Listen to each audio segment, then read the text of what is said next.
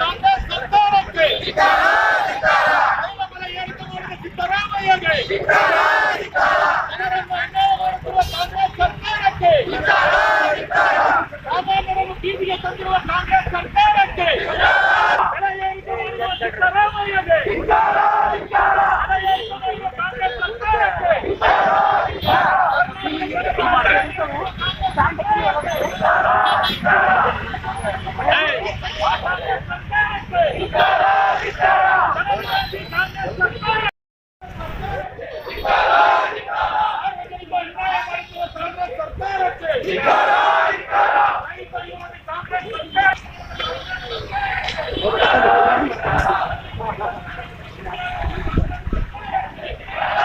ಪಕ್ಷದ ಮುಖಂಡರುಗಳೇ ಮತ್ತೆಲ್ಲ ಸ್ನೇಹಿತರೆ ಮತ್ತು ಮಾಧ್ಯಮದ ಎಲ್ಲ ಮಿತ್ರರೇ ಮತ್ತು ರಕ್ಷಣಾ ಇಲಾಖೆ ಎಲ್ಲ ಸ್ನೇಹಿತರೆ, ಈಗಾಗಲೇ ತಮಗೆ ಗೊತ್ತಿದ್ದ ಹಾಗೆ ಮತ್ತು ಸ್ನೇಹಿತರೆ, ಈಗಾಗಲೇ ಕೇಂದ್ರ ರಾಜ್ಯ ಸರ್ಕಾರ 1 ಲೀಟರ್ಗೆ ಡೀಸೆಲ್ಗೆ 3.7 ಮತ್ತು ಪೆಟ್ರೋಲ್ಗೆ 3.9 ರೂಪಾಯಿಯನ್ನ ಏಕಾಏಕಿ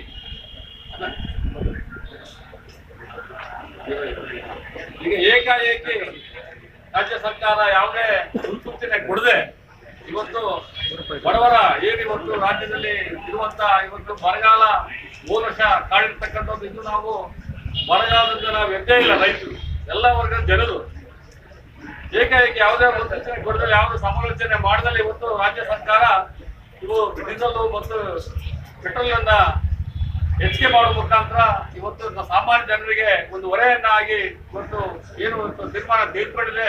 ಅದ್ರ ವಿರುದ್ಧ ನಾವು ಇವತ್ತು ಬೆಂಗಳೂರು ವಿಧಾನಸಭಾ ಕ್ಷೇತ್ರದ ಬಿಜೆಪಿಯ ಒಂದು ಪಕ್ಷದ ವತಿಯಿಂದ ಇವತ್ತು ನಾವು ಈ ಒಂದು ಏನ್ ದರ ಹೆಚ್ಚಿಗೆ ಮಾಡಿದ್ರೆ ಅದನ್ನ ನೀವು ವಾಪಸ್ ತಗೊಳ್ಳಿ. ಸಾಮಾನ್ಯ ಜನರಿಗೆ ಏನು ಹಿಂದೆ ಇತ್ತು ಅದೇ ದರದಲ್ಲಿ ನೀವು ಡೀಸೆಲ್ ಕೊಡೋ ಮುಖಾಂತರ ನೀವು ಸಾಮಾನ್ಯರಿಗೆ ನೀವು ನೆರವಾಗಬೇಕು, ಸಹಾಯ ಆಗಬೇಕು. ಇಂಥ ಹಲವಾರು ತಾವು ಏನು ಇವತ್ತು ಬರೇ ಒಂದು ಜನಪ್ರಿಯ ಏನು ತಾವು ಅಂದ್ಕೊಂಡಿದ್ದೀರಿ ಗ್ಯಾರಂಟಿಗಳನ್ನ ಕೊಡುವಂತ ಸಂದರ್ಭದಲ್ಲಿ ಇವತ್ತು ರಾಜ್ಯದ ಆರ್ಥಿಕ ಪರಿಸ್ಥಿತಿ ಕೆಳಮಟ್ಟಕ್ಕೆ ಹೋಗಿದೆ. ಯಾವುದೇ ಸಂಪನ್ಮೂಲ ಮೂಲವನ್ನ ಕ್ರೋಢೀಕರಿಸದೆ ನೀವು ಗ್ಯಾರಂಟಿಯನ್ನ ಕೊಡ್ತಿದ್ದೀರಿ. ಯಾವುದೇ ಅಭಿವೃದ್ಧಿ ಕೆಲಸಗಳು ಇವತ್ತು ರಾಜ್ಯದಲ್ಲಿ ಮತ್ತು ಕ್ಷೇತ್ರದಲ್ಲಿ ಆಗ್ತಾ ಇಲ್ಲ. ಈಗ ನೀವು ತಾವು ಅಧಿಕಾರಕ್ಕೆ ಬಂದು ಸರ್ಕಾರ ಅಧಿಕಾರಕ್ಕೆ ಬಂದು 1 ವರ್ಷ ಆದ್ರೂ ಯಾವುದೇ ಲೆವೆಲ್ಗೆ ಶಂಕುಸ್ಥಾಪನೆಯನ್ನ ಮಾಡ್ತಕ್ಕಂಥ ಕೆಲಸ ಈ ಸರ್ಕಾರದಿಂದ ಆಗ್ತಾ ಇಲ್ಲ.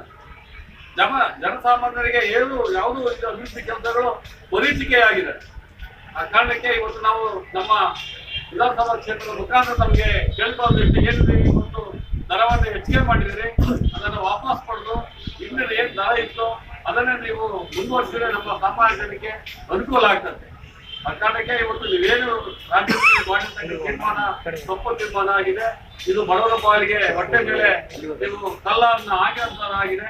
ಆ ಕಾರಣಕ್ಕೆ ಇವತ್ತೇನು ಡೀಸೆಲ್ ಪೆಟ್ರೋಲ್ ಮಾಡಿದ್ದೀರಿ ಅಂತ ತೀರ್ಮಾನವನ್ನ ವಾಪಸ್ ಪಡ್ಕೊಳ್ಳಿ. ಜೊತೆಗೆ ಇವತ್ತೇನು ಪರಿಶಿಷ್ಟ ಪಂಗಡ ವಾಲ್ಮೀಕಿ ನಿಗಮದಲ್ಲಿ ಆಗಿರ್ತಕ್ಕಂಥ ಒಂದು ಭ್ರಷ್ಟಾಚಾರವನ್ನು ತಾವೆಲ್ಲ ನೋಡಿದಿರಿ.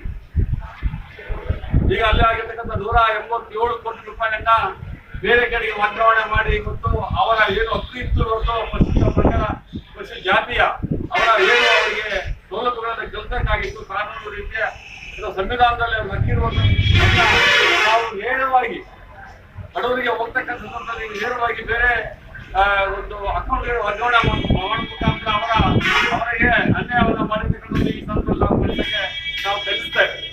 ಜೊತೆಗೆ ಇಂಥ ಹಲವಾರು ನೀವು ಬಡ ಜನರಿಗೆ ಏನು ತೊಂದರೆ ಆಗಿರ್ತಕ್ಕಂಥದ್ದನ್ನ ನಾವು ಇವತ್ತು ಭಾರತೀಯ ಜನತಾ ಪಕ್ಷದ ಎಲ್ಲ ನಾವು ಏನು ಇವತ್ತು ತೀರ್ಮಾನ ಮಾಡಿದ್ದೀವಿ. ಇವತ್ತು ಸಾಂಕೇತಿಕವಾಗಿ ಒಂದು ಪ್ರತಿಭಟನೆ ಮಾಡುವ ಮುಖಾಂತರ ಸರ್ಕಾರಕ್ಕೆ ಎಚ್ಚರಿಕೆ ಕೊಡುವಂಥದ್ದು. ಸರ್ಕಾರ ಹೇಳಿ ಇವತ್ತು ಮಾಧ್ಯಮದ ಸ್ನೇಹಿತರೆ ಆಯೋಜಿಸಿದ ಇವತ್ತು ನಾವು ರಾಜ್ಯದಾದ್ಯಂತ ನಮ್ಮ ಬಿಜೆಪಿ ಪಕ್ಷದಿಂದ ಬೆಲೆ ಏರಿಕೆ ವಿರುದ್ಧ ಪ್ರತಿಭಟನೆ ನಡೀತಾ ಇದ್ದಾರೆ. ನಾವು ಸಹ ಇವತ್ತು ಸರ್ಕಾರಕ್ಕೆ ಬಿಸಿ ಮುಟ್ಟಿಸ್ಬೇಕು. ಮುಖ್ಯಮಂತ್ರಿಗಳು ನಮ್ಮದೇ ನಡೆದಿದ್ದೇ ದಾರಿ ಅಂತ ಹಿಡಿತಾ ಇದ್ದಾರೆ. ಅವ್ರ ದಾರಿ ಆ ಕಡೆ ಹೋಗ್ತದೆ ತಮ್ಗೆ ಗೊತ್ತಿದೆ. ಅವರು ಜನಪ್ರಿಯತೆ ಅದು ಮಾಡ್ತೀವಿ ಇದು ಮಾಡ್ತೀವಿ ಅಂತ ಹೇಳ್ಬೋದು. ಸರ್ಕಾರ ಮತ್ತು ಜನಗಳಿಗೆ ಮೋಸ ಮಾಡ್ತದೆ. ಗ್ಯಾರಂಟಿ ಹೆಸರಲ್ಲಿ ಅಧಿಕಾರಕ್ಕೆ ಬಂದಂತ ಈ ಸರ್ಕಾರ ಜನರಿಗೆ ದ್ರೋಹ ಬಗೆತಾ ಇದೆ. ಆದ್ರಿಂದ ಈ ಸರ್ಕಾರ ತಕ್ಷಣ ರಾಜೀನಾಮೆ ಕೊಡಬೇಕು ಮುಖ್ಯಮಂತ್ರಿಗಳು. ಯಾಕಂದ್ರೆ ಅವ್ರು ಹೇಳಿದ್ದೆಲ್ಲ ಸುಳ್ಳು ಹೇಳಿದ್ದಾರೆ. ಈಗ ನಿಜವಾಗ್ಲೂ ಹೇಳ್ಬೇಕಂತ ಹೇಳಿದ್ರೆ ಸುಳ್ಳಿನ ಸರ್ದಾರ ಸಿದ್ದರಾಮಯ್ಯ ಅಂತ ಹೇಳಿ ತಪ್ಪಾಗಲಾರದು. ತಗೊಂಡ್ರೆ ಅಂತ ಅಷ್ಟು ನಮ್ಗೆ ಬೋಗಸ್ ಕೊಟ್ಟಿದ್ದಾರೆ. ಆದ್ರಿಂದ ಇನ್ನಾದ್ರು ನಮಗೂ 5 ವರ್ಷ ಕೊಟ್ಟಿದ್ವಿ, ಎಲ್ಲರೂ ನಾವು ಕೆಲಸ ಮಾಡಿದ್ವಿ. ಇಲ್ಲೇ ವಾಲ್ಮೀಕಿ ನಿಗಮದ ಅಧ್ಯಕ್ಷನಾಗಿ ಒಂದು ಕಳಂಕರಹಿತವಾಗಿ ಆ ನಿಗಮ ನಡೆಸ್ಕೊಂಡು ಬಂದ್ವಿ.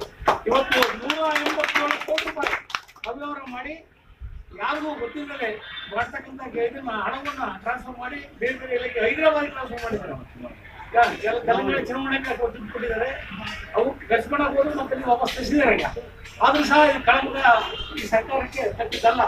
ಆದ್ರಿಂದ ಪದೇ ಪದೇ ಬರೀ ಕೇವಲ 1 ವರ್ಷಕ್ಕೆ ಇಷ್ಟೊಂದು ಅನ್ಯಾಯವನ್ನು ಮಾಡಿದ್ದಾರೆ, ಇಷ್ಟೊಂದು ಭ್ರಷ್ಟಾಚಾರವನ್ನು ಮಾಡಿದ್ದಾರೆ. ಆದ್ರಿಂದ ತಕ್ಷಣ ಸಂಬಂಧಪಟ್ಟವರು ಒಂದು ಕ್ಷಮೆ ಕೇಳಬೇಕು, ಇಲ್ಲ ಸಾರ್ವಜನಿಕವಾಗಿ ರಾಜೀನಾಮೆ ಕೊಡಬೇಕು ಅಂತೇಳಿ ತಮ್ಮ ಆಶೆ. ಮತ್ತೆ ಈ ಒಂದು